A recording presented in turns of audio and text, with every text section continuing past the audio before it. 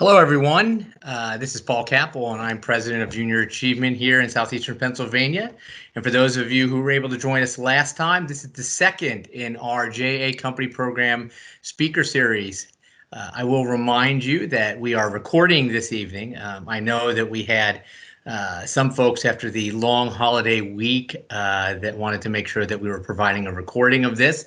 And as usual, we will post this on YouTube and set out information not only to our company program teams, but also through our social media channels as well. So I would like to introduce our guest this evening, and he is David Kanter, and David is with the Alliance for Decision Education. So welcome, David. Hi, nice to meet everybody online. And David, I'm going to give you the easy question first, and that is just tell us a little bit about yourself, and then would love to hear more, or at least I think the group would like to hear more. Obviously, I know about what the Alliance for Decision Education does. Sure, happy to. Again, my name is David Kanter. I started life, I guess, as a math science kid and came up through the ranks, being very interested in those subjects. Through high school and went on to college to study in those same areas. I went to the University of Pennsylvania in Philadelphia, so in the backyards, I believe, of a lot of your students, and studied bioengineering, but I also studied business at that time. There was a dual degree program called M&T, Management and Technology, and you were able to study both engineering and business, and I was interested in both, but I'll spoil the story for you that I've never been an entrepreneur like I think some of your students are and are becoming, but I've been faculty and had grants of my own that it's somewhat entrepreneurial to run. And I've spent the most recent part of my career working in education technology, which wasn't really a field when I was younger. So I got a graduate degree, and then I started working at the university and did that for many years before I joined up with education technology. And then my most recent career move was to leave that. Our company actually got bought out. It was called Calvert Education. They got bought out by Edmentum, so the product that I was building got acquired, and I transitioned the product and needed a new job. So I found my way to the Alliance for Decision Education. So kind of back to my nonprofit roots, although it'll interest a lot of you guys that nonprofits can be very entrepreneurial on their own right and sometimes need to be. And the Alliance is only about 5 or 6 years old. It's based in Ballackinwood. That's where the home office was when we were in the office. And the co-founders are a fellow named Eric Brooks, who started Susquehanna International Group, which is a financial trading firm, and his wife Annie Duke is a world-renowned poker player and business consultant. And they both think that learning about how to make more rational decisions and not let people take advantage of you is a good skill for kids. So they founded the Alliance. And I'm only there about a year now as their director of education, responsible for finding ways of bringing those topics to high school students, also middle school students, both in the Philly area, but also in the nation as a whole. And David, are those resources, are those opportunities available for individual students to get involved with? Soon. We did have some old programs that have been put on pause. We had one that was very interesting that was called GM Genius, General Manager Genius. It was a fantasy football game where if you learned good decision making, you actually would do better in the game. But what's happened since I've been there is that we've started to work more closely with teachers on their classroom instruction. So if any of your students have willing and interested teachers, we could admit them to our next round of our fellowship for teachers. And then we are starting out of school time programs up now. We're kind of inventing them from scratch right now that would ultimately reach students like yours directly, hopefully in the next 6 to 8 months. So I'll keep you posted on that. Perfect. And we'll make sure that we provide follow-up information about the organization. And if any of the students do want to share this with their teachers, we'll make sure they can do that. That would be great. So David, you talked about, you even used a phrase that we often use, that instructional technology as a career wasn't really quote unquote invented when you started school. So talk about a little bit about that pivot, because here you ended up the bulk of your career in an industry that didn't exist. Yeah. So what was important about your education path and how you were able to pivot into a new field? Well, and I hope I don't say things that these kids' parents wouldn't want them to hear, because my parents very much wanted me to stay focused and stay in my career path. But what happened for me was that I got very interested in learning. Even while I was studying my math and science, I got very interested in teaching and learning. And I didn't know what to do with that interest. So I started to TA. I was a teaching assistant for different professors, even as an undergraduate in college.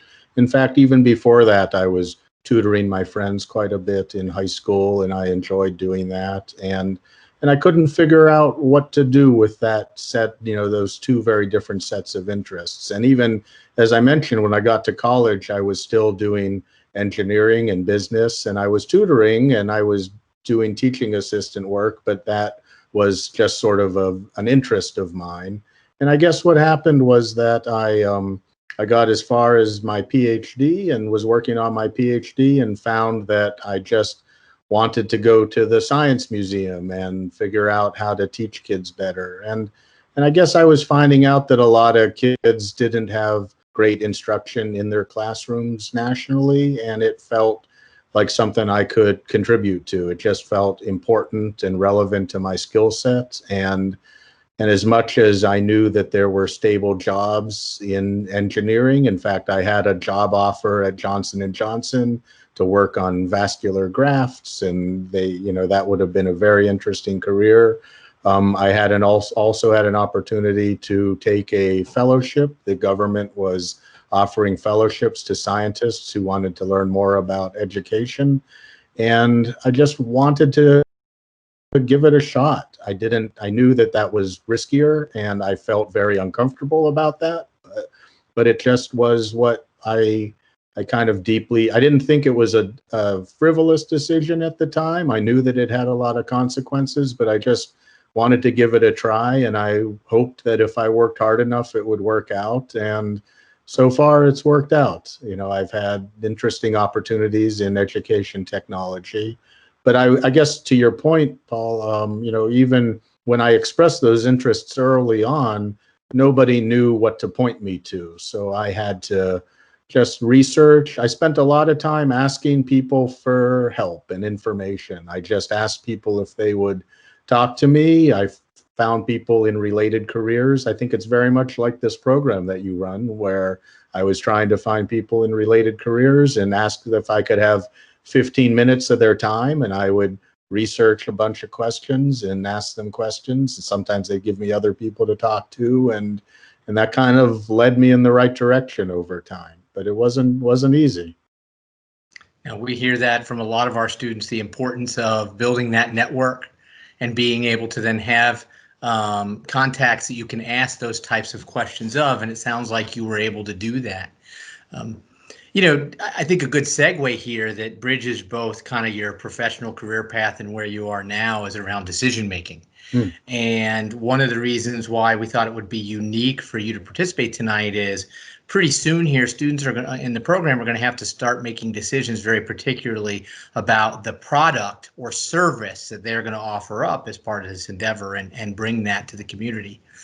So we talk a lot about, knowing your customer, and entrepreneurs feel a need, right? They hopefully are creating something that people will want, will have value, will want to pay for, will make the community better, whatever that is. Yeah. But we did want to take a step back and hear from another perspective in the field about how you make decisions and what are maybe just a couple of key steps that you think our students would want to keep in mind as they're going through this decision-making process? Sure. Yeah, and again, kudos to you guys for trying something so ambitious at a young age. I'm just really impressed by the whole group of you and the program. At the Alliance for Decision Education, and there are some materials I'd be more than happy to share with your students if they find them relevant, Paul. But we have kind of a newly developed framework that I'll describe some of the components of. And at the topmost level, just one thing that might interest you guys is that we have a set of skills that we call deciding skills that I'll unpack and talk about. But we have those connected to a set of skills that we call critical thinking skills. So part of what I'll focus on today is more the deciding skills. I think that's more relevant. But when there are times when you simply need to know more about how the world works in order to make decisions about your products, just assumptions you have about, I don't know what, it might be there's an underlying technology or science or phenomenon behind your invention or your idea that you need to know more about. That's where the critical thinking comes in. So just to mention that we have both of those pieces intertwined. On the deciding side, the kind of steps that we've been advocating for, and a lot of this comes out of, there are people who study this at the universities. There's a field called judgment and decision making. So a lot of what I'm telling you is informed by people who study in that field. We tried to boil it down to 6 different skills. We don't think that you have to do them all in this order, but they are interrelated. Framing is the first one, just figuring out what you're really making a decision about. Sometimes you aren't as clear as you would expect about what actually you're making the decision about in the first place. And we quickly jump in the next step towards clarifying your values. You mentioned giving back to the community. It might be that your value is not just earning profit on a particular product. And I think recognizing that, writing that down, and we have some different worksheets. Again, happy to share some of these materials that we're using with teachers right now, but to clarify what you really want out of a decision. And those aren't values that we're imposing on you. We're just asking you to be clear with yourself what you value. The third one that I think is really important in my personal experience is a step on generating alternatives. A lot of times people kind of rush to a decision without really writing down the widest range and brainstorming very openly first about, you can always narrow down and you can always do some quick user research or user testing, whatever you guys call it, and find out that certain ideas are bad ones, but it's harder to be expansive and think of all the alternative ways you could approach something. So we go, in fact, we have some tools that even try to combine the values with the alternatives, so you can kind of weight and rate these different choices you might make, both by how good of an alternative you think it is, but also how consistent it is with your values. A fourth one that we push is, we're calling it gathering information. Sounds pretty simple, but the kinds of information on the deciding side that are really useful is information about user or customer opinions and customer reactions. I imagine you're pretty well versed in that, but also historic trends and how things have played out in other communities at other times. Did anybody ever try something similar? Like, you want to build a skate park. Has anybody tried building skate parks? How successful they are? The idea of base rates to kind of have something to gauge your potential success on. The fifth one for us is predicting. We try to force ourselves for the Alliance, and this might be something a little new that you guys could explore in JA, is, can you put a number to how likely it is that a certain solution will work out or will achieve a certain benchmark that you want to set? And not just sort of saying, yeah, good, this one's good, this one's no good, but gathering enough information that you can put a likelihood of success on different alternatives. And the last one we advocate on the deciding side is simply reflecting, where we try to think about these steps and think about the fact that you are in a process, and just kind of check yourself as you go to see how well you're adhering to your own plans around taking these steps and using these skills. This is good stuff. When I think about this, and I think about the students who are in our program, one of the important pieces of that is building consensus, right? Yeah. Because you've got a lot of smart people, you've got a lot of good ideas, but building consensus can often be a difficult portion. And quite candidly, sometimes what we find is, because we're on a framework, right? We've got to reach certain milestones by certain dates. We want to make sure that we're giving a format to build consensus, but not just take the easiest path, if that makes sense. Yeah. So can you talk a little bit, particularly I think in the kind of the generating alternatives piece, and how that links to clarifying your value, how you do that in a group setting, or how you would suggest maybe you would do that in a group setting? Yeah, it's a tough question. One thing that I'll mention that might intrigue you guys is that when I started this work, I wanted to talk to people who were using decision-making practices out in their fields in the same way that, in order to develop this framework. And a lot of the use cases out in the business world, they have people called decision analysts, for who you wouldn't, another career that maybe you've never heard of, I hadn't, that are embedded in different businesses, some of which you named. So like Pfizer, I heard, is involved with your program. So I talked to some people who had worked with, I'm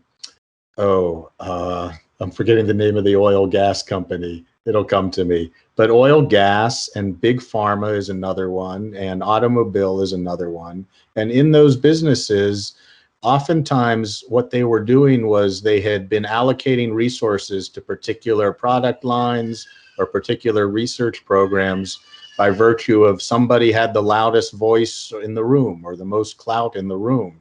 And a lot of the people I talked to who were these decision-making professionals had just found ways of having that conversation be more data-driven and less sort of emotion-driven, and related to your question, came up with some techniques for creating consensus.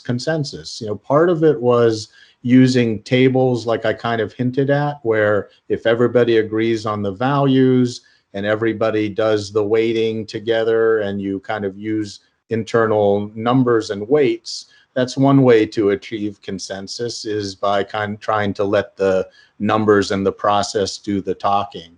Other things that were interesting, one of the consultants, it was for Chevron, which was the name that was escaping me, where this is a huge practice within all of Chevron, where they use these practices all the way down to HR, to human resources. But they have like a poster that they put on the wall where they say, like, you have to stay quiet, and you have to question for understanding, and you have to provide clear reasoning behind your statements. You have to ask for evidence of a contrary position before you argue with somebody. You have to state your assumptions, invite other people to challenge them. You have to draw quiet participants into the dialogue. So these, I'm listing these off to you as a set of bullets, but these were actually sort of like practices or norms, whatever you want to call them, that these groups would practice getting good at, because it would let them like come to consensus without anybody being mad at anybody else. I was very impressed with that. So we actually have a third circle on our framework that I didn't mention, that we call dispositions, where I think like these dispositions and norms really are critical to using the steps that I just, especially in a group the way you're talking about it, Paul. Thank you. So we've got about 10 minutes left. I do want to ask you one more question, and I'll let everybody know to start thinking about any questions that you want to ask Dr. Kanter. Sure. What is the one thing that you wish? So, teleport back, Yeah. and you're listening to a speaker when you were in high school. What is Yeah. the one thing that you wish that you would have been told then that you think is important knowing now? Oh, wow. Like for success in my career and Yeah, or just success in general. What was that one thing that could have, really been that difference maker? I think if I'm allowed, maybe I'll say two quick things. One is You that are. I think that this is the one I was worried that people's parents wouldn't want to hear, but I feel like I didn't realize that there were more things that were important beyond just grades and performing in high school. Like I think that was a hard learning that I had to do over the course of my career. And I think if somebody had told me that, not to say work less hard in high school, but just work on other stuff too. And so learning these kinds of skills in addition to, course curriculum, I think is really important. The other thing I think somebody could have told me is how important people skills are. I mentioned I was kind of a math science kid, and I probably had my head in a book most of the time. And I think it would have been nice to hear how important some of those people skills were, and that I shouldn't ignore that as I developed in my career. No, David, I think those are two great points, and particularly, when you talk about the being involved and not being singularly focused on your grades, and I heard you say other things important in addition to your coursework, and I think that's so true. We hear from employers all the time. I mean, I've sat in interviews, in coaching sessions with corporate folks who are doing hiring. They don't even look at your education. They look Yeah. at what you did outside of school. They look at what you were involved in, what positions you held. Were you an officer in clubs? Did you volunteer? All of those things. They figure they can teach you the skills that you need to do your job. They're looking at what type of person are you, and you've talked a lot about this today, David, is learning, right? Asking questions, Yeah. kind of that quest for knowledge. That's what employers want to Yeah. see. And it sounds like that you try to get students in your programs to understand that as well. Yeah, and I know you probably hear the phrase lifelong learner, but I think that might be the third thing somebody could have told me, is that you got to keep learning the whole time, or you're not going to have the opportunities you hope for. Okay. Excellent. So I'm going to ask if anyone has any questions, go ahead and hit your raise hand button and we'll call on you accordingly.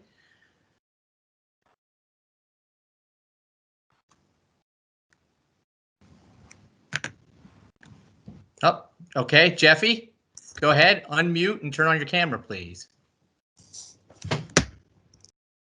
Hello again, Jeffy. How are you? Hi. First of all, thank you for coming to do the speaker series tonight, because it's just really cool getting as many perspectives as possible on just jobs in general.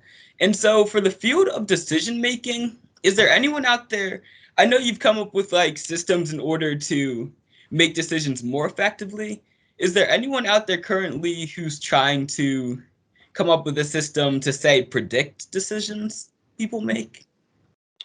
Well, there's a group related to ours that might interest you called the Super Forecasters. And they've been in the news a little bit, and there's a book that came out a few years ago. But that's a group that tries to collect as much information as possible and make predictions about, for instance, like when's the COVID vaccine going to hit, and when is this government going to be overthrown. So there's a set of skills that are learnable around coming up with really strong predictions. Sorry about the baby in the background. David, hopefully someone else is with the baby. You're Yeah, not on yeah. primary duty tonight. Yeah. Okay. Thanks, Jeffy. Do you have any other questions? Nope. Okay, Nope. so we've got time for one more question, it looks like.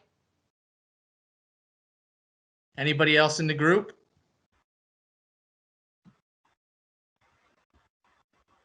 Oh, Sarah, go ahead. Oh, I think I saw a hand there, Sarah. Yep, there you go. Yeah, again, I wanted to thank you for coming to us. Oh, Sarah, can you turn up your volume? Can you hear me now? Yes. Okay. Yeah, much better. Well, I wanted to thank you for coming and speaking to us like Jeffy did. Also, I was wondering, how has this field developed over the past 5 years, and how do you think it's going to develop and take its role in other industries across time, maybe in like 10 years' time, let's say? Yeah, as I mentioned, it was a field, if you're referring to sort of decision making and decision analysis as a field, it really wasn't one that I was familiar with. I think it's been around for maybe 20 years or so. There's a large group at Stanford that studies this, and a lot of those turn into these consultants. There's a field for Society for Decision Professionals. If you ever want to look it up, has some interesting resources. I think what's going to happen is, as the world gets more and more complex, I think more and more businesses and industries are going to require this kind of orientation. I think that the ones that have adopted it have found success, from the bottom line, and think that it's been really helpful. And I think more organizations will find that. The other thing I wanted to mention to the group, because I know social entrepreneurship is sometimes also important to you guys. Some of these folks spend their whole career also working on social maybe social entrepreneurship is not quite right, but it's definitely social decision making around resource allocation with scarce resources. So like the city of Vancouver needs to allocate water resources between native peoples and businesses, and these kind of people will step in and be that kind of a facilitator. And I think we're going to see more and more of that kind of need too as resources get scarce. So as I mentioned, it wasn't a discipline I was familiar with, but if you guys are specifically interested in the field of decision making and are thinking maybe that's a future for you, I'd be more than happy to find you the right contacts and give you some people to contact. Thank you, Sarah. So David, actually, as we start to wrap up here, that's a great segue. One of the things that we encourage our students to do is, of course, build their network. And, that's clearly, currently and probably at least for the next 6 to 8 months, a little bit more difficult to do. So if you're willing, I'm sure some of our students will probably reach out to you through LinkedIn. Sure. And then that may be a way for them to start that conversation as well. Be happy to. So with that, I'm going to give last call for any more questions. Jeffy? Yep. And so, sorry, I was wondering if you could say the name of the group trying to predict when the COVID vaccine would come out. If you could say their name again, please. Yeah. It's called Super Forecasters. Thank you. And there's a related project that I think you could also find the same group through called the Good Judgment Project. And I think both of those will kind of hook you into that same group. It's very interesting, but they predicted the election. They predict things a lot better than the average person, but they're using a very specific skill set and set of techniques to do so. But yeah, again, Jeffy, like if you look into it and it seems of interest, I don't know if you have kids in the Super Forecasters, but maybe you'd be the first high school student in the Super Forecasters. Sweet, thank you. Yeah, of course. Thank you, Jeffy. And David, thank you for your time this evening. We do appreciate it. And I think in addition to the framework, the 6-step framework that you laid out, I think just some interesting information for our students about, possible career choices or at least areas of interest. I know, myself, I wrote down, I'm going to look up Super Forecasters as soon as we're done here. So thank you so much for tonight. Again, I'll remind everyone that we will post this to YouTube for students that were unable to make it tonight. And we look forward to having everybody back. I think next week is our next scheduled call. We got a couple more that we're going to get in before the holiday. So David, again, thank you very much. Thank you everyone for joining us. And I hope everyone has a great rest of your evening. Good night all. Thanks for having me, Paul. We'll see you soon.